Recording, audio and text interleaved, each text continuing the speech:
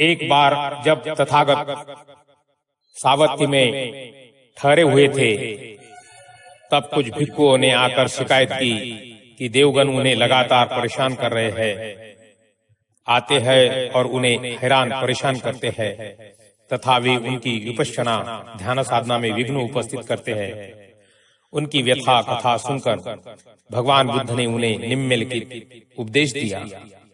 जो सद्गुणों में कुशल है, जो शांत स्थिति की प्राप्त करना चाहता है, उसे इस प्रकार व्यवहार करना चाहिए। उसे समर्थ होना चाहिए, उसे ईमानदार होना चाहिए, उसे सुवच होना चाहिए, उसे मृदुभाषी तथा विनम्र होना चाहिए, उसे संतोषी होना चाहिए, उसकी आवश्यकता अधिक नहीं होनी चाहिए, उस पर बहुत जिम्मेदारियां नहीं होनी चाहिए, उसकी वृत्ति जीविका सीमित होनी चाहिए, उसे इंद्रियों से संयत होना चाहिए, उसे विवेकशील होना चाहिए, उसे सावधान होना चाहिए तथा उसे गृहस्थ जनों में लोभवश आसक्त नहीं होना चाहिए।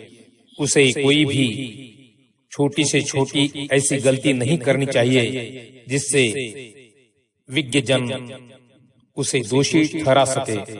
उसकी यही कामना होनी चाहिए कि सभी प्राणियों का मंगल हो, सभी प्राणियों कुशल रहे, सभी प्राणियों के चित्त में परहित की भावना हो।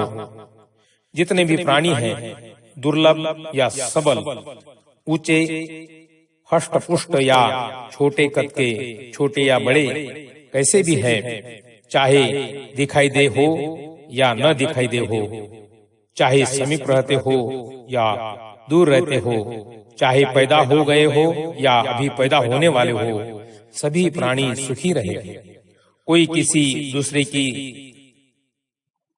परिस्थितियों में बाधा न डाले, कोई किसी दूसरे को धोखा न दे, कोई किसी से घृणा न करे, कोई किसी का बुरा न चाहे, क्रोध से अथवा द्वेषवश किसी को हानि न पहुंचाए। जैसे माँ अपनी जान को खतरे में डालकर भी अपने एकलौते पुत्र की रक्षा के लिए तैयार रहती है, इसी प्रकार आदमी को अपने चित्त में वैसा ही भाव असीम रूप में बनाना चाहिए।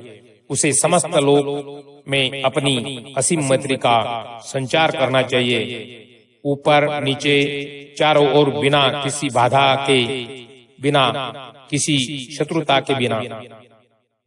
चाहे वह खड़ा हो, चलता हो, बैठा हो, लेटा हो, जब तक वह जागता रहे, उसे अपनी सतत जागरूकता बनाए रखनी चाहिए।